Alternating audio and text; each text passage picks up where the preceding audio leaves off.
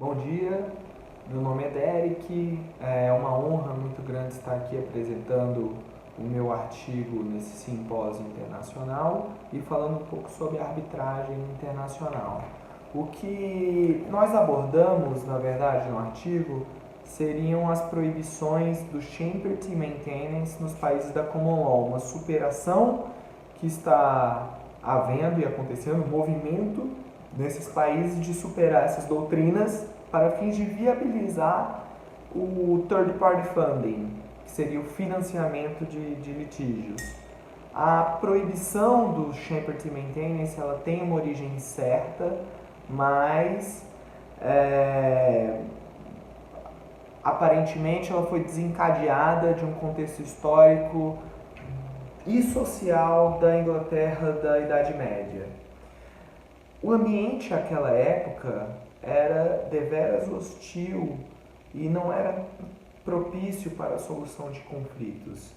Então, por exemplo, nós tínhamos à época o trial by battle, né, que seria um julgamento por batalha, nós tínhamos o trial by ordeal, que é o julgamento por provação, e que eram métodos muito cruéis de se solucionar uma controvérsia. Então, de fato, a estar num litígio era muito perigoso, né? Então, imaginem aquele que patrocinasse e incentivasse alguém a intentar com o litígio. Realmente, essas práticas eram contrárias, inclusive consideradas não cristãs. Então, nesse contexto, foi se desenvolvendo essa proibição de patrocinar litígios e receber algum tipo de resultado financeiro, lucrar com o litígio de alguém, que desencadearam exatamente nas doutrinas do Champerty e do Maintenance nos países da Common Law. São proibições históricas ao financiamento, à participação em resultados de litígios e sair lucrando e incentivar alguém a entrar com um litígio. Esses problemas, eles eram problemas inerentes à sociedade de uma época específica, a sociedade daquela época da Idade Média. Atualmente tem se desenvolvido na arbitragem, principalmente na arbitragem, mas também no próprio judiciário, né, como forma de solução de controvérsia, mas principalmente na arbitragem tem se desenvolvido o que se chama de third party funding, que nada mais seria do que receber uma participação do resultado do litígio em troca do financiamento, que aparentemente, à primeira vista, é exatamente do que tratam essas doutrinas da Common Law, a doutrina do Champerty e do Maintenance, né? Contudo, o mais paradigmático é que vemos atualmente que o third party funding ele encontra-se mais envolvido ainda nos próprios países da Common Law. Então, há uma evolução desses países, há uma superação dessas barreiras históricas e é isso que visamos a estudar de maneira sintética, resumida e objetivamente aqui. A superação da Champerty Maintenance ela varia especificamente de acordo com o país que estamos lidando. Na Inglaterra, por exemplo, pode-se observar nas seções 13 e 14 do Criminal Act of 1967 que houve uma abolição das sanções civis e criminais relativas ao Champerty Maintenance, né? Inclusive, a Corte de Apelações da Inglaterra e Gales pontuou no case Arkin que a prática de third party funding seria consistente com o interesse público na medida em que aumentaria o acesso à justiça.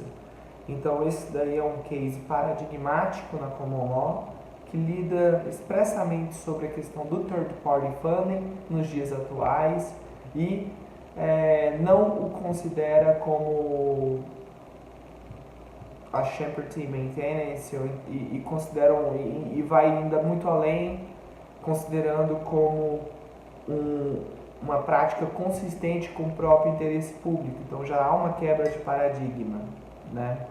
A despeito dessa referida abolição, a interpretação da seção 14 pela doutrina sugere que essas práticas, apesar de não serem mais ilegais, elas continuam vedadas quanto à execução de contratos com esse tipo de objeto, né?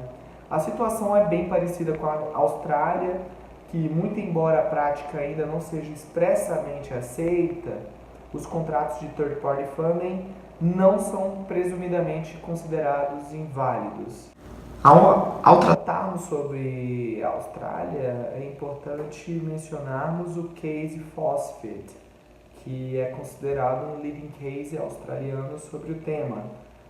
No case Fawcett, a High Court of Australia definiu o Champerty e o Maintenance, que eles ainda podem ser alegados para fins de nulidade de um contrato de financiamento, né, em todas as jurisdictions do país, com o fundamento no abuso do processo. No entanto, o que abalizou o entendimento da Corte foi que, apesar de reconhecer a possibilidade de postular a anulação desse tipo de contrato de financiamento, de litígio, definiu-se que a simples existência de um acordo desse gênero não é suficiente para que se presuma a existência de abuso de processo. Ou seja, há que se analisar o teor do acordo para verificar se de fato existe alguma abusividade, né, no acordo, então, no contrato. Em Hong Kong, nós temos aquela que talvez seja a postura mais progressista em relação ao tema, uma vez que o próprio Congresso de Hong Kong, agora recentemente em 2017, autorizou por meio de lei o uso de third party funding na arbitragem e na mediação, bem como aboliu as práticas, as proibições contidas nas doutrinas do Champerty e Maintenance. Então, é realmente uma postura bem progressiva de Hong Kong frente a essas proibições históricas da Common Law. Nos Estados Unidos, a situação naquele país ainda permanece um pouco embaçada, né? A legislação e o tratamento jurídico e legal varia muito de estado a estado. Contudo, nós temos a noção de que há uma evolução na medida em que alguns estados também já assumem uma posição de vanguarda no país, reconsiderando essas proibições para fins de viabilizar o third party funding. É o caso, por exemplo, da Suprema Corte de Massachusetts, no leading case Saladini, que não somente reconheceu a validade dos Litigation Lending Agreements no país, no estado, me desculpe, como também reconheceu que o Champerty estaria superada na referida Commonwealth, né? Então, o que a gente pode observar é que a tendência nos Estados Unidos também é no sentido de relativizar essas proibições históricas para fins de que a população possa cada vez mais aproveitar dos benefícios do third party funding, especialmente no que concerne ao acesso à justiça. Eu agradeço a todos, muito obrigado e até logo.